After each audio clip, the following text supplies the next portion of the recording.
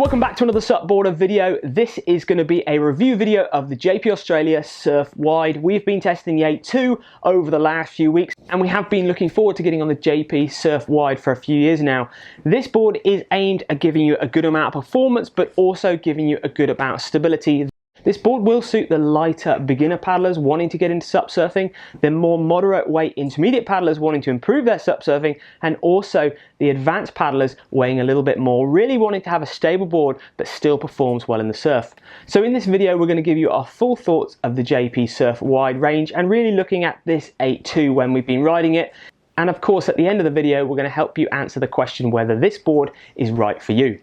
So the specifications for this board, this is the 8.2 that we've been testing, but you can also get an 8.8 and a 9.3 as well. So this board, the 8.2, is 31.5 inches wide, it's 4.2 inches thick. The volume comes in at 123 litres. It weighs 8.5 kilograms or 18.73 pounds, and it retails at a price of £1,499. And it comes as standard and is fitted only as a quad setup. The construction of the Surf Wide, this is an IPR Tech, which is basically an internal core of EPS foam. You've got multiple layers of glass. You've got a wood under the standing area, which is great for that reinforcing and the impacts. Fiberglass on top of that wood layer, but it's finished off with the IPR around the rail, which is basically an Integra parabolic rail, which gives the board a lot more stiffness, but it really means the rails are really hard wearing, very good impact resistance. And the paint itself on the rails, well actually the Integra is got a pigment inside of it which basically saves the weight and it avoids paint chipping. So long gone are the days of paint chipping off the side of your rails.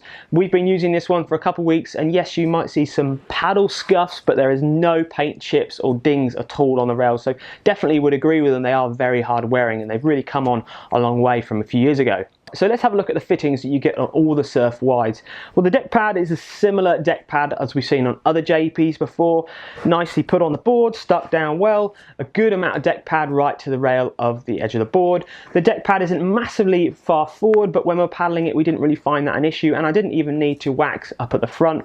On the main part of the deck pad, obviously you've got your recessed carry handle. It's not the deepest of recessed carry handles, but it's absolutely adequate, and the board doesn't weigh that much, so it's not a problem carrying it moderate to long distances. In front of the carry handle you've got your windsurf attachment, because JP Australia are originally a windsurf brand, so they still keep that heritage, so you can windsurf all of the boards they make. And in front of that again you've got your screw-in pressure valve, which is great for relieving pressure on really hot days or if you're flying on an airplane. Having three colours of deck pad, the white, the grey and the orange, is a simple thing to put on a board, but it does make a difference for more of the beginner intermediate paddlers, especially if you're getting coached or SUP tuition. Really being aware of where your foot is and making sure, for instance, when you're doing your bottom turns, your front foot is just in front in the white deck pad, and obviously your back foot is going to be on the orange deck pad but really over maybe the more cut out EVA sections. So having those little reference points does make a difference when you're learning and improving your SUP surfing, which this board is designed to do. Really nice feature is actually at the back of the board you've got a massive sort of raised kick pad that you can't miss. You can ram your foot right against that, gives you loads of support, and there's also an arch support under there that you'll feel under your foot, especially again if you're surfing barefoot.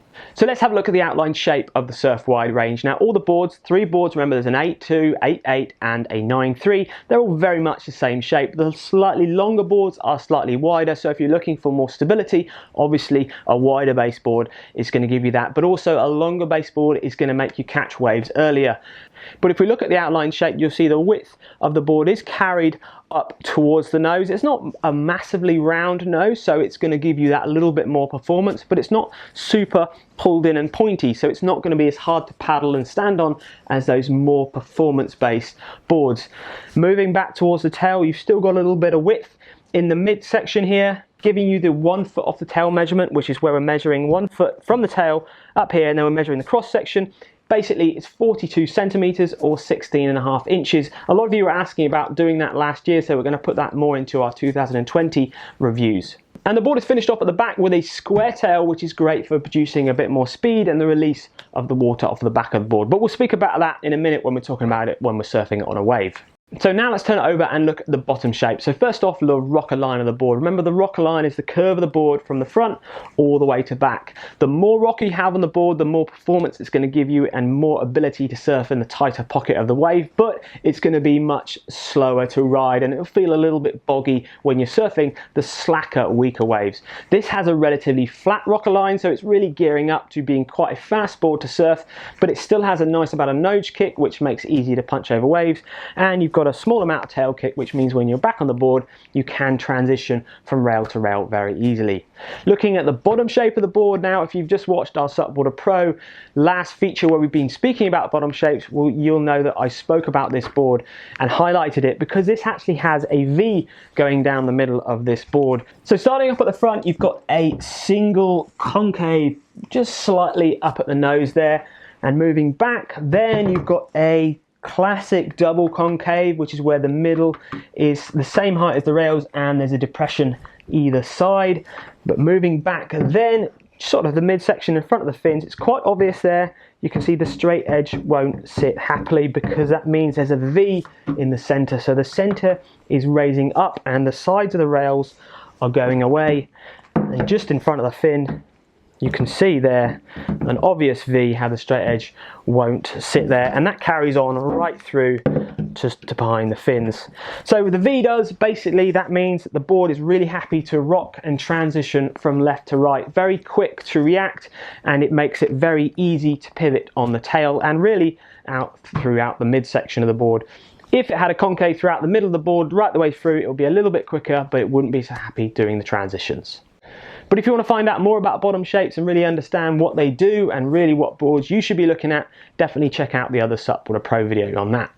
So looking at your fin setup, you've got your quad fin setup. Honeycomb quad fins, you've got a bigger side fins. They're 12.5 centimeter side fins at the front and they're 11.5 centimeter side fins at the back. Not massively smaller, but still small enough to give you a good amount of performance.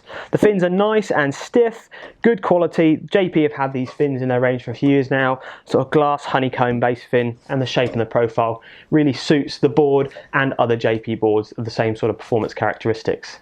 So lastly on the shape, let's have a look at the deck and the rails. So you've got a nice flat deck on the JP Australia Surf Wide range, gives you a good amount of stability. Being 4.2 inches thick, the rails are fairly thick up here because they've got to hold a bit of volume, but they do a good job at distributing the volume throughout the rail, so they give you actually quite a thin rail throughout most of the board. And they do sharpen off quite nicely right towards the back of the tail, which really does help the performance when you're surfing. So what does all that mean, and what is it like to paddle, stand on and surf? Well, it is a wider baseboard, a 31.5, and you've got a nice flat deck pad, and the width does carry on up towards the nose a little bit, so you have got a stable platform, so it is a stable, comfortable board when you're standing on it. Punching out and paddling over waves, well, because the nose isn't too thick, it does allow the waves to come over the top of the board and doesn't slow you down if you don't manage to get that nose over the white water.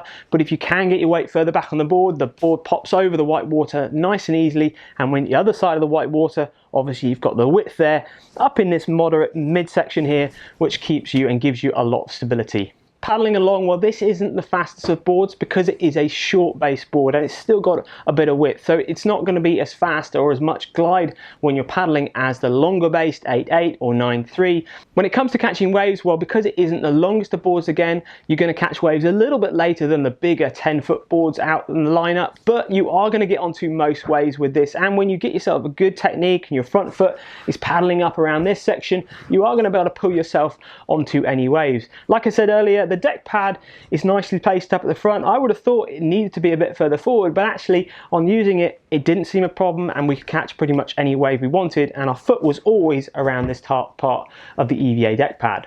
You will notice though that the tracking isn't so true with this board. So what I mean is it doesn't paddle in a straighter line as easy, and that's because it's a quad setup with the 4 fins opposed to a thruster or 2+1 setup where you've got the 2 side fins and a bigger US box fin. The bigger US fin always gives you a little bit more tracking, a little bit more straight line performance. So you will notice that when you start paddling into waves, it's something you're going to have to grasp a little bit more because this is offering a little bit more performance with the quad setup. setup. It wasn't something that massively needed noting, just a few corrections of your paddle strokes and you'll soon understand how this board tracked and trim in on a wave. But it would be something that more of the beginners would notice stepping off from a traditional 2+1 setup to coming onto this quad board. But as soon as you get on the wave, you've realized how this board is much more lively than those 2+1 fin setup boards. With the rocker line and the bottom shape with the V in the middle of the board makes this board very quick to react from top turn to bottom turn. It's very happy to swing itself back around into the top turns and really surfs like quite a small board that's much smaller than 31.5 wide. Because of the quad setup, it does hold itself nicely to the face and it can handle the faster sections on the wave well. It isn't the fastest of boards on the market because of that bottom shape, but the quad fin setup does give you that bit more acceleration and speed to help generate a bit more speed on the slacker waves. It's a great board at keeping flow and momentum between turns because of the extra thickness in the tail, and that quad setup again helps you keep that speed up. So who do we think the JP Australia Surf Wide would suit? Ability and weight range. Well, ability, it's an interesting one because you could get on this as a beginner. You could get on this transitioning down from a 10.5 ice up onto a sort of performance or a surf shaped board. But if you're a lighter person, definitely that's going to be more beneficial to you. If you're sort of 50 to 70 kilograms, you could be a beginner SUP surfer and step onto this board. You're going to have to be a little bit more aware of the quad setup, but you're still going to be able to stand on it, you're still going to be able to catch waves, and it's still not going to catch you out when you're surfing. It's very smooth and easy to surf. If you're the intermediate paddler, weighing from the 70 kg up to the 85 kilograms, and you are sort of a little bit more experienced, maybe you've already got a 9.5 and you're jumping down onto a shorter base board, this sort of board is still going to help you keep the flow in your turns. It's going to help you keep that movement and just get you into the good surfing habits, really make you improve your SUP surfing and not hold you back. If you're a more advanced paddler, 85 kg right up to sort of 110 kilograms, well, you could get a lot out of this board. There's still a good amount of thickness in the tail there, so it's going to take your weight, but the rails are nicely sharpened off, the fin setup's good, the V bottom is going to really make you want to throw this board around, and it's going to really feel like a small board for you at that weight. So really, if you understand your ability and you're at the right weight, you could get a lot out of this board, and it will suit a lot of different people wanting to surf. So finishing off with pros and cons and value for money. Well, pros, the design of this board is really well set up. It surfs very, very well for a wider base board. Remember, this is a 31.5 wide board, which maybe some of you might go, that's not a wide board, but generally surf SUPs are really around the sort of 28s, 29s, 7s and below. And that does change the shape and the feel of the board. This board is a wide board, nice and stable, but it surfs like a smaller board, and that is a really good thing. So the design of the board is definitely one of the top remarks from us. The cons, the quad setup does work really well, and I wouldn't surf it any other way. I like the way the quad setup works with this and the bottom shape, but if they did have a central US box fin, it would help the more basic beginners just track themselves onto the waves a little bit easier. And maybe sometimes when you're bottom turning, if your back foot isn't in the right place, especially if the waves are faster and steeper, you might find you might have to get used to where you'll put your back foot to get the most out of this quad setup. It's nothing you can't get in time, but I do think if they had a US box, it would just make that board a little bit more user-friendly for a wider range of people. Value for money, well, it is sort of a moderate high-end price point at £1,499. It is worth it at that price point. The design and the characteristics on the board, the construction of the board, especially around the rails, does look very hard wearing, and you'll always get good warranty, resale and backing from a brand like JP Australia. So I really hope you enjoyed that review of the JP Australia Surf Wide 8.2. Remember, if you're looking for a board with a bit more glide and a little bit more stability, look at the bigger 8.8 or the 9.3. They're going to be three great boards that are going to get a lot of people into SUP surfing, and they're going to suit a lot of different abilities of people. Definitely the JP Australia is going to put some smiles on some faces this year, and it really is going to help improve some SUP surfing into the future. Remember, if you're looking to buy, check out our trusted retailer page where we're helping grow the best retailers around the world. And thanks a lot if you've already sent us in your recommended trusted retailers. We're trying to gather this up in time to make you aware of the best retailers out there around the world. If you want to find out more information on this board and other boards to compare it to, the leading boards you're going to be looking at on the market, then definitely check out SUPboarder Pro, where we speak about other boards to compare and which one stands up best to this. And of course, check out SUPboardermag.com, and please subscribe to our YouTube channel and give this video a like. It always makes a difference. Thanks a lot, and we'll see you next time.